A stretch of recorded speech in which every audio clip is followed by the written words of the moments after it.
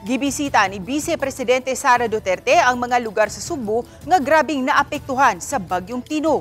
Nang hatag usab siya og mga hinabang ngadto sa mga biktima sa baha.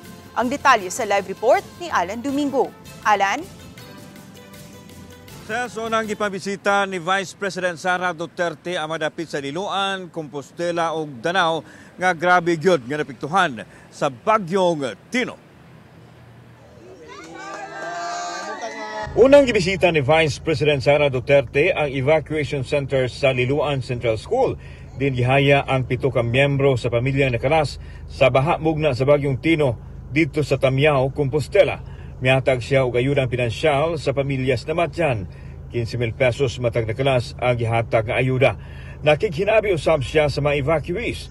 Gisunod niya sa pagbisita ang haya sa magtiayon nakalas dito sa Tiltilon sa Liloan. Miadto usab ang Vice Presidente sa evacuation center sa Barangay Kutkot, diin ang hatag og relief goods. Misumbong kaniya ang mga tao sa ilang ginangatan. Pipila ka adlaw na human miigo ang bagyong Tino apan hangtod karon.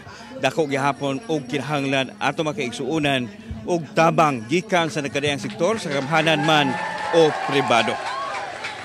Tulo ka area sa lungsod sa Liloan ang iyahang gihatagan og ayuda.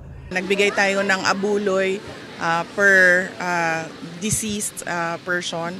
So, nakausap ko din sila at meron pang iba pang mga relatives nila, kamag-anak nila na hinahanap pa hanggang ngayon. Samtang lakip sa iyang gibisita ang mga apektado sa Danao o sa Compostela.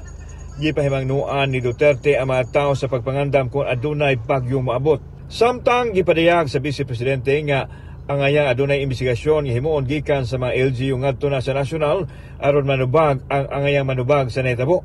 Kini subay sa sentimiento sa katawhan nga adunay lapses ang kagamhanan sa pagpanalipod kanila batok sa katalagman. Natural na sumama yung loob, magka-trauma, magka-phobia, magalit ang mga tao dahil ang expectation nila is that government will work for them. And in this case, they feel as if government failed them. Sas gikatakdang mobisita usab si Vice President Sara Duterte sa metro cities nung apektado sa bagyong Tino like Cebu City ug posible sa Mandawi City. Ses. Dagang salamat, Alan Domingo.